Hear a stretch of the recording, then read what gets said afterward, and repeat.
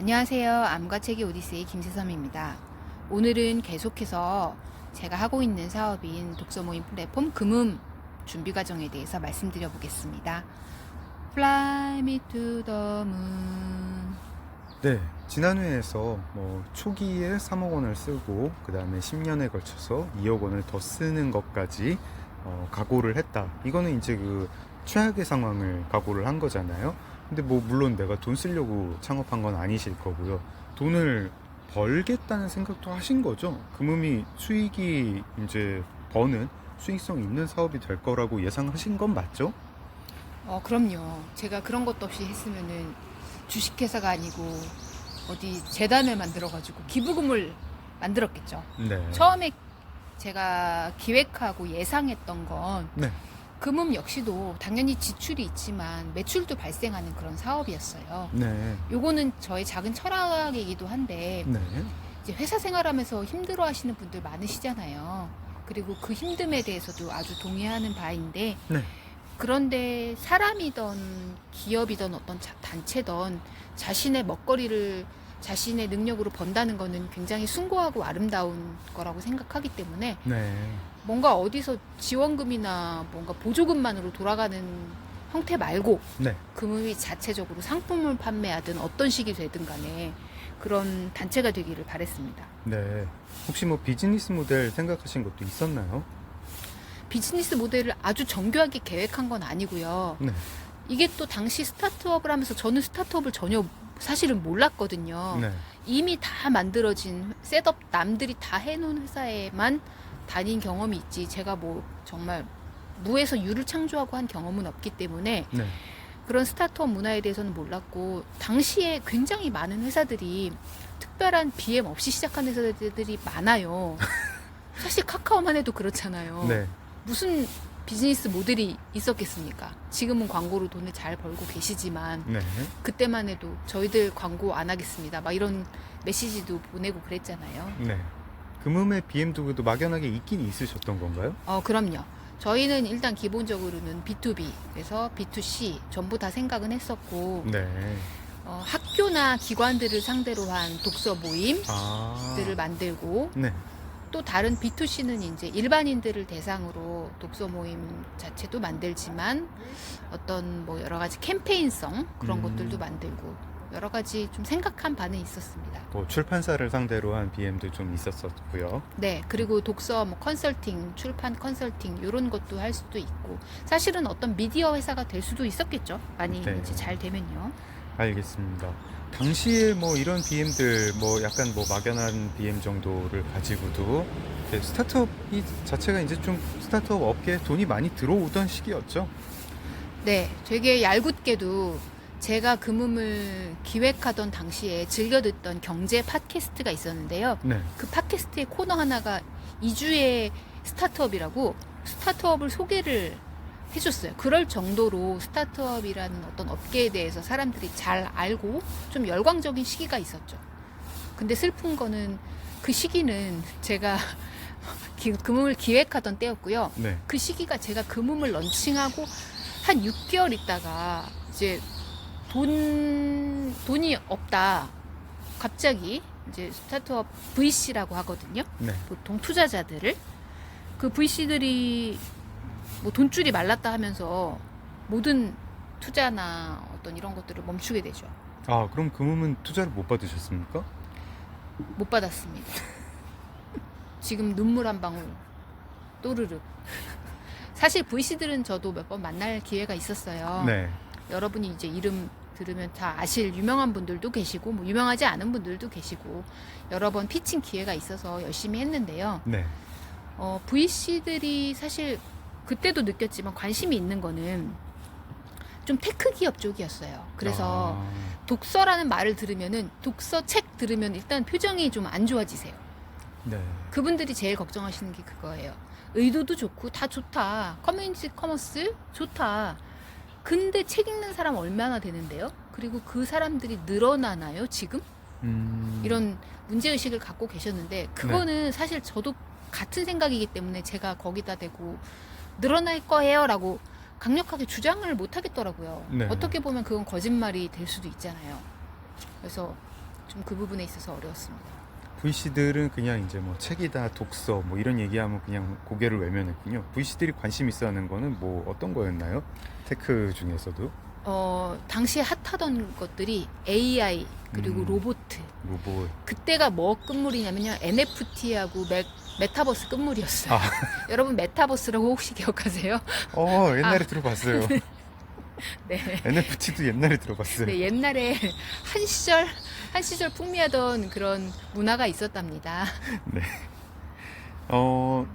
뭐 VC 투자는 그렇다 쳐도 이제 뭐 출판계 독서계에서 여러 단체들이 사실 지원금을 꽤 받잖아요. 정부 지원금 같은 거. 이런 것도 좀 신청을 하셨나요? 네, 그래서 그런 조언들을 오히려 많이 받았어요. VC 분들도 그냥 무작정 거절하기는 민망하신지 의도가 참 좋고 어떤 사회에 이바지할 수 있는 기업인 것 같으니 네. 그런 지원금을 노려보는 건 어떠냐 그러시더라고요. 그래서 저희가 그런 지원 제도에도 좀 여러 차례 응모하기도 했습니다. 근데 이런 지원금은요, VC 민간 자본이랑 비교했을 때 좀 좋은 점은 뭐냐면 민간 자본은 좀 거칠게 표현하면 돈 놓고 돈 먹기예요. 네.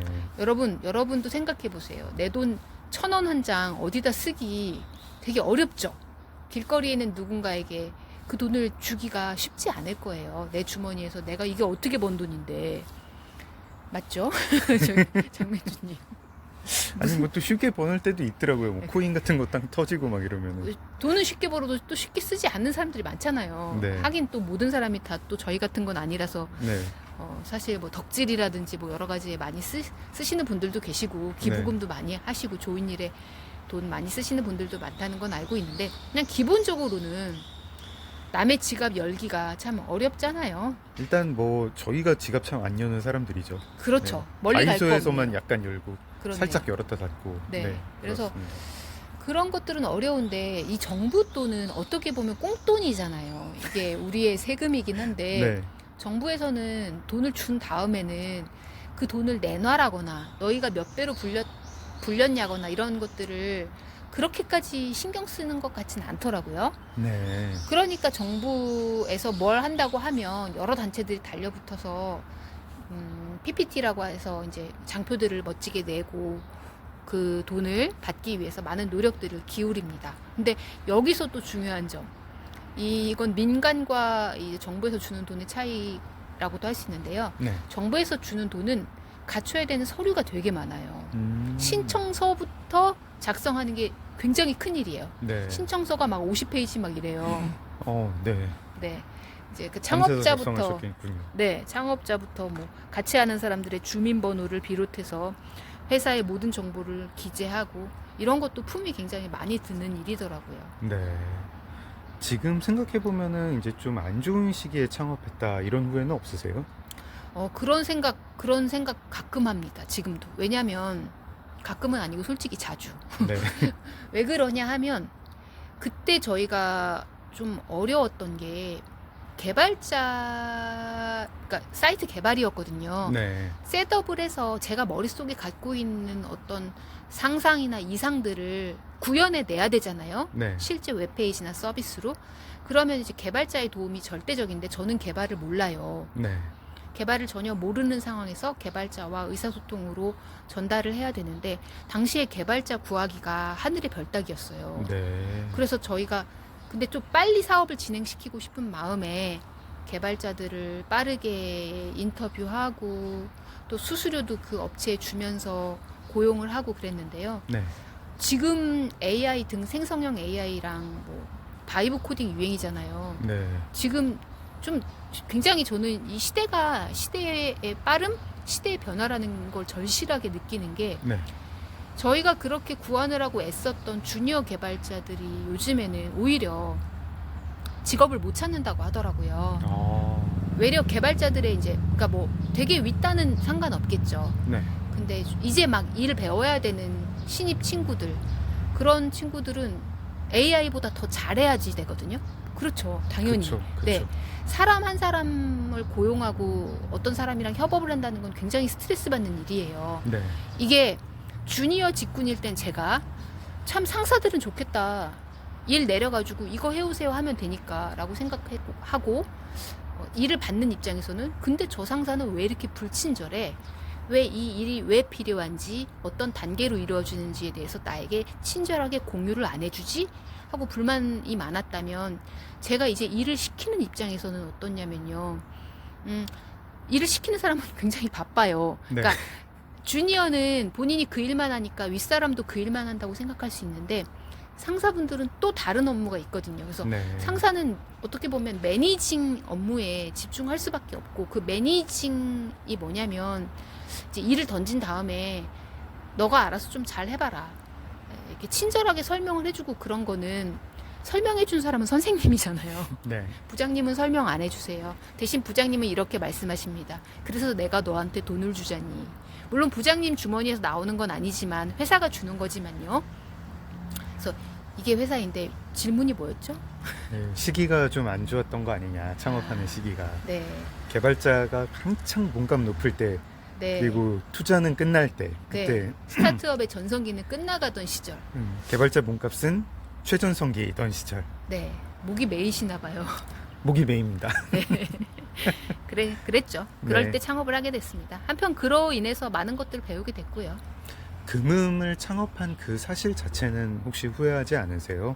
지금 뭐 성과가 있긴 있지만 막 재정적으로 어떤 무슨 뭐 수익을 뭐 크게 벌어들이진 못했고, 또 저는 사실 금음을 하느라 스트레스 너무 많이 받아가지고 새섬님이 뇌종양이 발생한 게 아닌가 그런 생각을 하거든요.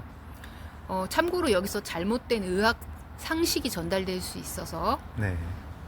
교정해 드리자면 뇌종양 특히 제가 걸린 병과 스트레스는 전혀 무관하다고 합니다. 그래서 그런 미안한 마음은 갖지 않으셔도 되고요. 네. 저도 종종 생각을 해봐요. 과연 그 순간에 창업 결심을 한 게 맞는 것인가? 네. 혹시 나는 내가 어렸을 때 책을 읽었던 이유랑 같은 이유로 지금의 현실이 막막해, 두려워, 나는 뭔가 해야 돼. 근데 내가 좋아하는 책, 사업, 좋아. 이렇게 시작한 건 아닐까? 내가 과연 맞는 생각을 한 걸까? 저 스스로에게도 계속 물어보곤 하는데요. 네. 결론만 말씀드리자면 저는 그거는 굉장히 잘한 선택이었다고 생각하고, 특히나 상황이 지금 제가 어떻게 보면 이제 중병을 얻게 된 상황이잖아요. 네. 이럴 때 더 생각해 보니 정말 잘했다 싶더라고요. 그러세요? 네, 비록 그렇게 안 좋은 시절에 일을 시작하게 됐지만 제 사업 그로 인해서 제가 굉장히 다른 입장에 서게 되고, 흔한 표현으로 이제 다른 사람의 신발을 신어봐라 그런 속담이 있잖아요. 네. 저는 주니어로서 혹은 직원으로서의 불평불만만 갖고 있던 삶이었다면 이제는 일을 시키는 사람, 자기 사업을 하는 좀 주도적인 입장에 서면서 그 자리에 있는 사람은 이런 어려움이 있었겠구나 하면서 제가 기존에 굉장히 욕했었던 저희 상사들도 많이 이해하게 되고 그렇더라고요. 네, 알겠습니다. 오늘 조금 이야기가 길었는데 뭐 듣다가 제가 목도 메이고 그랬습니다. 네, 너무 감동하신 거 아닌지. 아니요, 아침에 물을 안 마셔가지고 그런 것 같습니다. 빨리 집에 들어가서 물을 마셔야겠습니다. 알겠습니다. 그러면 오늘 방송 여기까지 진행하겠습니다. 암과 책 오디세이 김세섬이었어요. 여러분의 좋아요, 댓글, 구독 부탁드리겠습니다. Stand by me, Stand by me, darling, darling, darling.